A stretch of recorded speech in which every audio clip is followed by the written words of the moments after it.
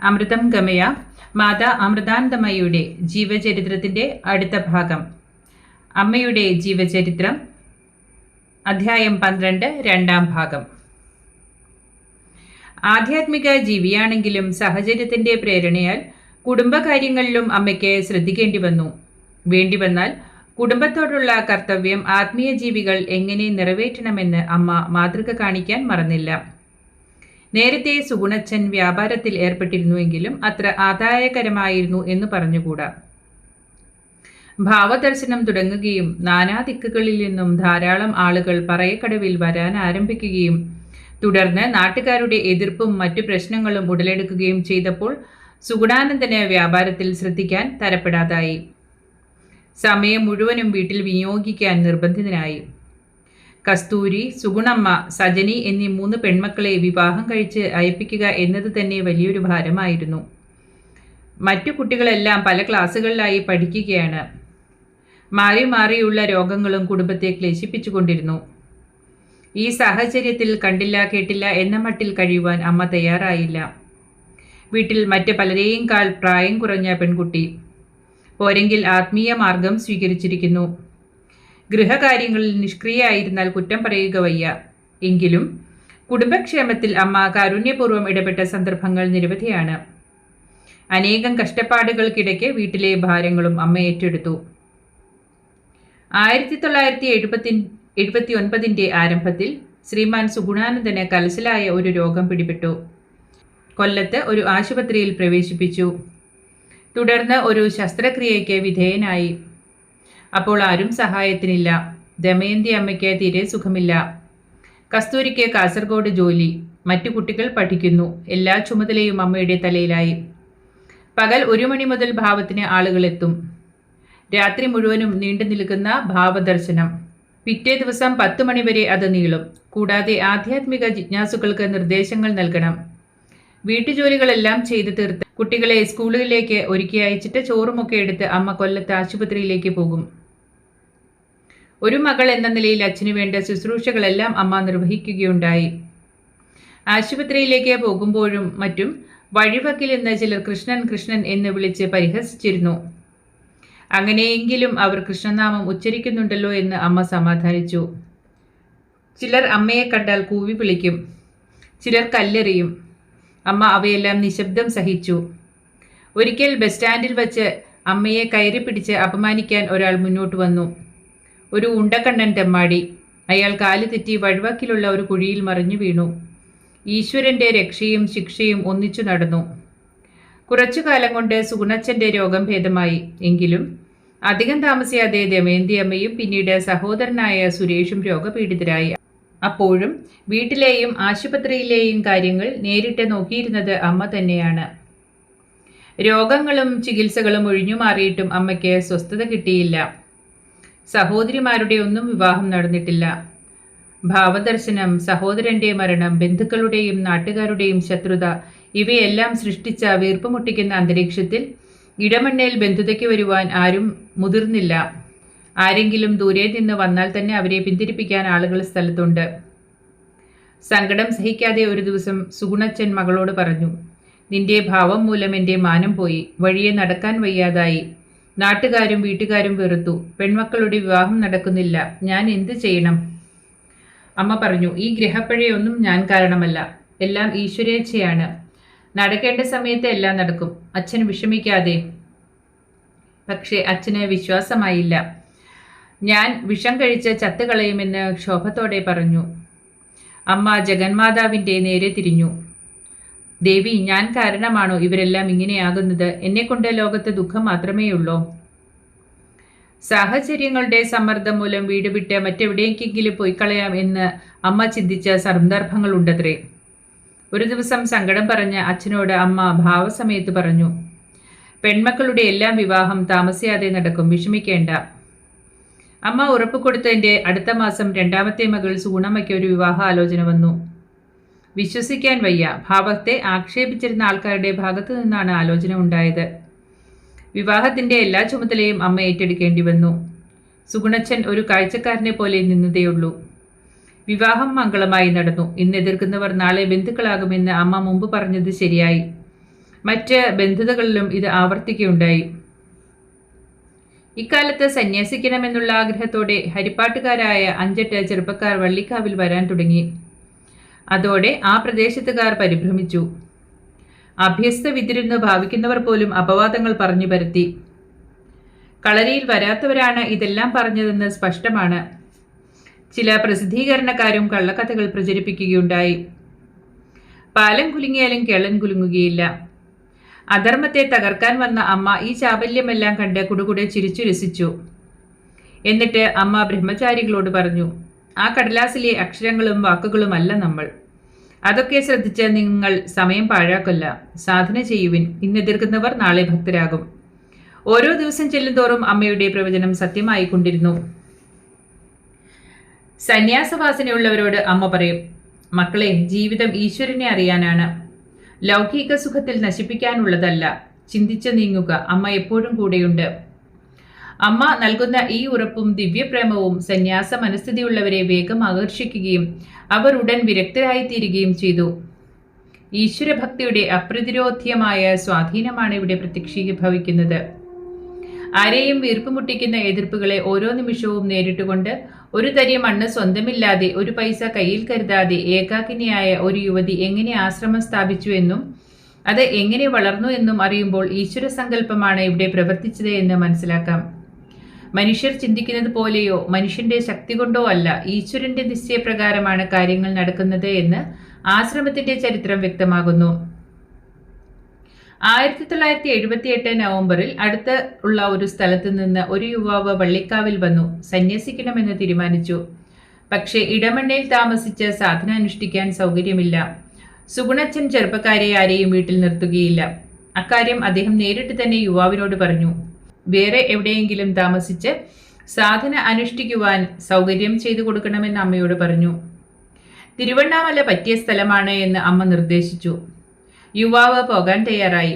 ഇക്കാലത്ത് രാമകൃഷ്ണൻ, ശ്രീകുമാർ, രമേശ് റാവു, ഹരികുമാരപ്പൈ, ബാലഗോപാൽ, വേണുഗോപാൽ തുടങ്ങിയ ബ്രഹ്മചാരികൾ വള്ളിക്കാവിൽ പതിവായി വരുന്നുണ്ടായിരുന്നു. അന്ന് അമ്മ കായൽ തീരത്ത് ചെളിയിൽ കിടക്കുന്ന കാലം. യുവാവ് പറഞ്ഞു, അമ്മ ചെളിയിൽ കിടക്കുന്നു. അമ്മയെ നോക്കാൻ ആരുമില്ല. ബ്രഹ്മചാരികൾക്കാണെങ്കിൽ ഒരു സ്വാതന്ത്ര്യവുമില്ല. സുഗുണച്ചനാണെങ്കിൽ എതിരുകാരൻ. ഈ സുഗുണച്ചനെ വച്ചുകൊണ്ട് ഈ സ്ഥിതിയിൽ ഇവിടെ ഒരു ആശ്രമം ഉണ്ടാകുമോ? ഉണ്ടായാൽ തന്നെ ആര് ആശ്രമം നോക്കും? അതിനുള്ള സാമ്പത്തിക നിലയുണ്ടോ? അമ്മ പറഞ്ഞു, മോൻ തിരുവണ്ണാമലയ്ക്ക് പോകാനിരിക്കുകയല്ലേ, പോയി വാ. അമ്മയെ നോക്കാനുള്ള ആളെയും ആശ്രമം നോക്കാനുള്ള ആളെയും അവിടെ മോന് കാണാൻ പറ്റും. മോൻ തിരിച്ചു വരുമ്പോൾ ഭള്ളു പറഞ്ഞ ഈ അച്ഛൻ നിന്നെ ബസ് സ്റ്റോപ്പിൽ വന്ന് കൂട്ടിക്കൊണ്ടുവരും. ഈ രീതിയിലുള്ള അച്ഛൻ്റെ അടുക്കൽ നിന്ന് ഇങ്ങനെ ഒരു പെരുമാറ്റം പ്രതീക്ഷിക്കാൻ വയ്യ. അമ്മയുടെ വാക്ക് വിശ്വസിക്കാൻ കഴിയുന്നില്ല എന്ന് യുവസാധകൻ മറുപടി പറഞ്ഞു.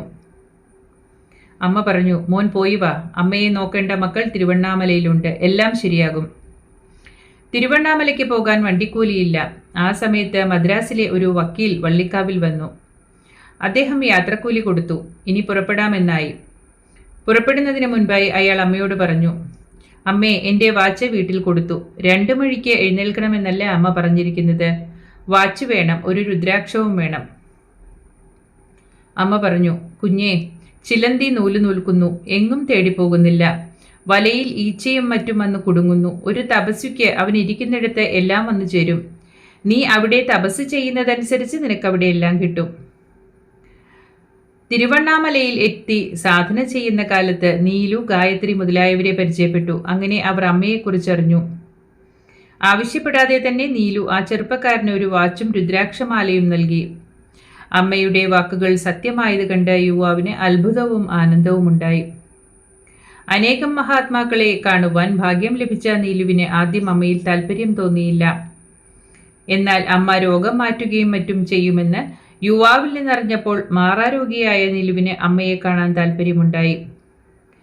അങ്ങനെ 1979 അവസാനം ആ യുവസാധകൻ തിരുവണ്ണാമലയിൽ നിന്ന് നീലുവിനെയും കൂട്ടി വള്ളിക്കാവിൽ വന്നു. അമ്മ മുമ്പ് പറഞ്ഞത് പോലെ സുഗുണച്ചൻ ആ ബസ് സ്റ്റോപ്പിൽ നിൽപ്പുണ്ടായിരുന്നു. എവിടെയോ പോയിട്ട് അവിടെ വന്നു ചേർന്നതായിരുന്നു. എന്തുകൊണ്ടോ ഇപ്പോൾ അച്ഛൻ്റെ മുഖത്ത് അനുകൂലമായ മാറ്റം കണ്ടു. യുവാവിനോട് വളരെ കാര്യമായി പെരുമാറി. മോൻ മടങ്ങി വരുമ്പോൾ സുഗുണച്ചൻ നിന്നെ ബസ് സ്റ്റാൻഡിൽ നിന്ന് കൂട്ടിക്കൊണ്ടുവരും എന്ന് അമ്മ പറഞ്ഞത് സത്യമായി എന്ന് അയാൾ ഓർത്തു. അമ്മയുടെ പ്രഥമ ദർശനം നീലുവിനെ വളരെ സ്വാധീനിച്ചു. കുറച്ചു ദിവസം കഴിഞ്ഞപ്പോൾ അമ്മയുടെ ആധ്യാത്മിക മഹത്വം മനസ്സിലാക്കാൻ ആ സാധകന് കഴിഞ്ഞു എന്ന് തന്നെയല്ല, കഠിന രോഗം കൊണ്ട് കഷ്ടപ്പെട്ടിരുന്ന അദ്ദേഹത്തിന്റെ ദുരിതങ്ങൾക്ക് അമ്മ അത്ഭുതകരമായി ഉപശാന്തി വരുത്തുകയും ചെയ്തു. അമ്മയുടെ മേൽനോട്ടത്തിൽ സാധന അനുഷ്ഠിച്ച് കഴിയുവാൻ ആഗ്രഹിച്ചുകൊണ്ട് നീലു തിരുവണ്ണാമലയ്ക്ക് പോയി. അധികം താമസിയാതെ വള്ളിക്കാവിലെത്തി സ്ഥിരതാമസമാക്കി. നീലുവിന്റെ രണ്ടാമത്തെ വരവിനാണ് കൂട്ടത്തിൽ ഗായത്രി ആദ്യമായി വള്ളിക്കാവിലേക്ക് വന്നത്. എന്നെ നോക്കാനുള്ള ആളും ആശ്രമം നടത്താനുള്ള ആളും തിരുവണ്ണാമലയിൽ നിന്ന് വരും എന്ന് അമ്മ നേരത്തെ പറഞ്ഞിരുന്നത് ശരിയായി. ഗായത്രി അമ്മയുടെ വ്യക്തിപരമായ സേവ ഏറ്റെടുത്തു. നീലു ആശ്രമ നടപ്പിന്റെ ഭാരവും. രണ്ടാം തവണ വന്നപ്പോൾ നീലു പറഞ്ഞു, അമ്മേ, എനിക്ക് ഇവിടെ നിന്നും തിരിച്ചു പോകാൻ മനസ്സില്ല, ഇവിടെ താമസിക്കണമെന്ന് തോന്നുന്നു. അമ്മ പറഞ്ഞു, എനിക്കായിട്ട് ഇവിടെ സ്ഥലമൊന്നുമില്ല. അച്ഛനോട് ചോദിക്ക്, താമസിക്കാൻ സ്ഥലം വേണമല്ലോ. സുഗുണച്ചൻ സമ്മതിച്ചു. കളരിക്ക് തെക്കുവശത്ത് ഇപ്പോഴത്തെ വേദാന്ത വിദ്യാലയത്തിനോട് ചേർന്ന് ഒരു കുടില് കെട്ടി. ഏകദേശം 8 അടി വീതിയും 10-11 അടി നീളവുമുള്ള ഒരു കുടിൽ. അമ്മ, നീലു, ഗായത്രി, ബാലു എന്നിവർ ഓരോരോ കോണിൽ കിടക്കും. ഒരു മൂലയ്ക്ക് അടുക്കള. അതായിരുന്നു ആശ്രമത്തിന്റെ അനൗപചാരികമായ തുടക്കം. ആലപ്പാട്ട് സ്വദേശിയായ ഉണ്ണികൃഷ്ണൻ നേരത്തെ തന്നെ താമസമാക്കിയിരുന്നുവെങ്കിലും കളരിയുടെ തിണ്ണയിലും മറ്റും കിടക്കുകയായിരുന്നു പതിവ്. ബാലു ആദ്യമൊക്കെ വന്നു പോയിക്കൊണ്ടിരുന്നു. നീലു വന്നതോടെ ബാലുവിന് സ്ഥിരതാമസമാക്കുവാൻ പറ്റി. അന്ന് ഗായത്രിക്കും നീലുവിനും മലയാളം അറിയില്ല. അമ്മയോട് സംസാരിക്കുവാൻ ബാലുവിന്റെ സഹായം വേണം. അങ്ങനെ ബാലു ദ്വിഭാഷിയായി. കുറച്ചു കഴിഞ്ഞ് ബാലുവിന്റെ അനുജൻ വേണുവും ആശ്രമത്തിൽ വന്നു. സായിപ്പന്മാർക്ക് വീട്ടിൽ നിന്ന് ആഹാരം കൊടുക്കുകയില്ല എന്ന് സുഗുണച്ചൻ പറഞ്ഞു. അതിനാൽ അച്ഛനും ദമയന്തി അമ്മയുമെല്ലാം വീട്ടിൽ പാചകം ചെയ്യുമ്പോൾ അമ്മയും ബ്രഹ്മചാരികളും കുടിലിൽ പാചകം ചെയ്ത് കഴിക്കാൻ തുടങ്ങി. അക്കാലത്ത് അമ്മ അങ്ങനെ ആഹാരമൊന്നും കഴിക്കുമായിരുന്നില്ല. നീലു നിർബന്ധിച്ച് വല്ലതും കഴിപ്പിക്കും. ചിലപ്പോൾ അമ്മ ഗണപതി പ്രാതലിനെ അനുസ്മരിച്ച് കണ്ടമാനം വാരി തിന്നും. നീലു എല്ലാം കൊണ്ടുവന്ന് നിരത്തും. എന്താണെന്ന് അറിഞ്ഞുകൂടാ, മുമ്പിൽ കൊണ്ടുവന്ന് വയ്ക്കുന്നതെല്ലാം അമ്മ കഴിക്കും. ഒരു ദിവസം നീലു അമ്മയെ ആഹാരം കഴിക്കുവാനായി നിർബന്ധിച്ചു. ശരി, കഴിക്കാൻ കൊണ്ടുവന്നോളൂ എന്ന് അമ്മ പറഞ്ഞു. നീലു വേഗം ആഹാരം കൊണ്ടുവന്നു. പതിവില്ലാതെ അമ്മ നിമിഷനേരം കൊണ്ട് അത് കഴിച്ചു. നീലു വീണ്ടും വിളമ്പി. അമ്മ അതും ഒട്ടിനെ കഴിച്ചു. തീർത്തിട്ട് ഇനിയും വേണമെന്ന മട്ടിലിരുന്നു. ഉണ്ടായിരുന്ന ആഹാരപദാർത്ഥങ്ങൾ മുഴുവൻ വിളമ്പിയിട്ടും അമ്മയ്ക്ക് മതിയായില്ല. നീലുവും മറ്റുള്ളവരും അമ്പരന്ന് നോക്കി നിന്നു. നീലു കടയിൽ നിന്ന് വേഗം കൂടുതൽ ഭക്ഷണ സാധനങ്ങൾ വരുത്തി. അതും അമ്മ നിമിഷനേരം കൊണ്ട് അകത്താക്കി. നീലു തളർന്നു എന്ന് തന്നെ പറയാം. അതോടെ ഭക്ഷണം കഴിക്കുവാൻ അമ്മയെ നിർബന്ധിക്കുന്നത് നീലു മതിയാക്കി. അതിനിടയ്ക്ക് കുടുംബ പ്രശ്നങ്ങൾ വീണ്ടും തലപ്പൊക്കി. അമ്മയുടെ ഒരു സഹോദരി സുഗുണമ്മയുടെ വിവാഹം കഴിഞ്ഞിട്ട് 2 മാസമേ ആയിട്ടുള്ളൂ. മറ്റു 2 പേരുടെയും വിവാഹം നടത്താൻ സുഗുണച്ചൻ തിടുക്കം കൂട്ടി തുടങ്ങി. ആരോടും ചോദിക്കാതെ മൂത്ത മകൾ കസ്തൂരിയുടെ വിവാഹത്തിന് അച്ഛൻ വാക്കു കൊടുത്തിട്ട് വന്നു. പണം എവിടെ നിന്നുണ്ടാകും? കളരിയിൽ പണമൊന്നുമില്ല. സുഗുണാനന്ദന് വരുമാനവുമില്ല. അമ്മ ധർമ്മസങ്കടത്തിലായി. ഇതെല്ലാം കണ്ടിട്ട് ബാലു വിഷമത്തോടെ ചോദിച്ചു, ഇതെന്താണ് അമ്മേ, കല്യാണം എങ്ങനെ നടത്തിക്കൊടുക്കും? അപ്പോൾ നീലു പറഞ്ഞു, അമ്മയെ എൻ്റെ രൂപ തരാം. ഗുരുക്കന്മാരുടെ കടമ ശിഷ്യന്മാരാണ് നോക്കേണ്ടത്. ഞങ്ങൾക്ക് പ്രത്യേകം സ്വത്തില്ല. എനിക്കുള്ളത് അമ്മയുടെ സ്വത്താണ്. അതുകൊണ്ട് എൻ്റെ കൈവശമുള്ള രൂപ കൊണ്ട് അമ്മ കസ്തൂരിയുടെ വിവാഹം നടത്തണം. അമ്മ, പെൺകുട്ടികളുടെ കല്യാണം കഴിച്ചയക്കുകയാണ്. അത് അവരുടെ ലൗകിക മാർഗമാണ്. നിങ്ങളുടേത് ആത്മീയത്തിന്റെ സ്വത്താണ്. അത് ധർമ്മത്തിനു വേണ്ടി മാത്രം ചിലവാക്കാനുള്ളതാണ്. അത് ലൗകികർക്ക് കൊടുത്താൽ അവർക്ക് പാപമുണ്ടാകും. നമ്മുടെ മാർഗത്തിനും അത് ബാധകമാകും. ഈശ്വരനാണ് അച്ഛനെ കൊണ്ട് വാക്കു കൊടുപ്പിച്ചതെങ്കിൽ ഈശ്വരൻ നടത്തട്ടെ. നമ്മൾ അതിൽ ശ്രദ്ധിക്കേണ്ട. അച്ഛന് ധൈര്യമുണ്ടല്ലോ, പിന്നെ നമുക്കെന്താ ധൈര്യമില്ലാത്തത്? നമ്മളൊന്നും പരിഭ്രമിക്കേണ്ട മക്കളെ. അവസാനം വരെയും അച്ഛൻ കല്യാണത്തിന്റെ ചിലവൊന്നും അന്വേഷിച്ചില്ല. ഒരു ജാഗ്രതയും കാണിച്ചില്ല. വെറും കാഴ്ചക്കാരനെ പോലെ നിന്നതേയുള്ളൂ. അപ്പോൾ ബാലു പറഞ്ഞു, അമ്മേ, എൻ്റെ സ്വത്ത് ഞാൻ വീട്ടിൽ നിന്ന് കൊണ്ടുവരാം. അമ്മ സമ്മതിച്ചില്ല. അമ്മ അറിയാതെ ബാലു പണം ആവശ്യപ്പെട്ടുകൊണ്ട് ചിലർക്ക് കത്തിട്ടു. അതിന് അമ്മ ബാലുവിനെ വഴക്കു പറയുകയുണ്ടായി. അവസാനം ഭഗവാന്റെ കൃപയാൽ എല്ലാം ശരിയായി കൊണ്ടിരുന്നു. 5000 രൂപ കൂടി ഉണ്ടെങ്കിൽ കല്യാണ ചെലവിന് തികയും എന്ന നിലയിലായി. ഉടനെ മദ്രാസിൽ നിന്ന് 5000ന്റെ ഒരു ചെക്ക് വന്നു. ആരയച്ചു എന്നറിയാൻ അതിൽ മേൽവിലാസമില്ലായിരുന്നു. ആശ്രമത്തിൽ ഇതേവരെ വന്നിട്ടില്ലാത്ത ഏതോ ഒരു ഭക്തൻ അമ്മയെക്കുറിച്ച് അറിഞ്ഞിട്ട് സംഭാവന അയച്ചതാണ്. വിവാഹത്തിന് കൃത്യം വേണ്ട തുക അങ്ങനെ ഭഗവാൻ എത്തിച്ചു. 9/10/1980 കസ്തൂരിയുടെ വിവാഹം ഭംഗിയായി അമ്മ നടത്തിച്ചു കൊടുത്തു. കസ്തൂരിയെ അയച്ച് 3 മാസത്തിനകം സൂണച്ചൻ മൂന്നാമത്തെ മകളുടെ വിവാഹത്തിനും വാക്കുകൊടുത്തു. ഒരു പൈസ പോലും കയ്യിലില്ല. 3 മാസം ഇടവിട്ടുള്ള കല്യാണമല്ലേ.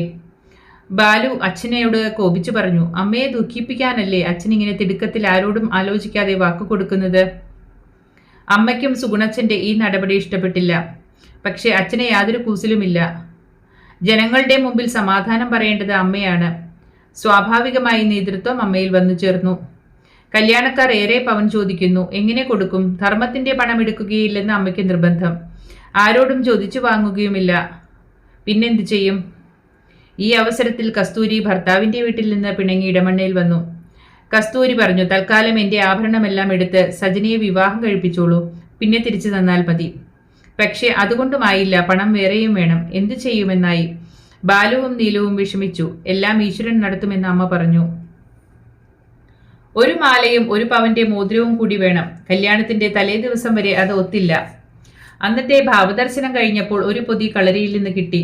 അത് തുറന്നു നോക്കിയപ്പോൾ 1 മാലയും മോതിരവും, കൃത്യം കല്യാണത്തിന് വേണ്ടത് മാത്രം. ആഭരണത്തിന്റെ ഫാഷൻ പോലും വീട്ടുകാർ മുൻകൂട്ടി നിശ്ചയിച്ചിരുന്നത് തന്നെ.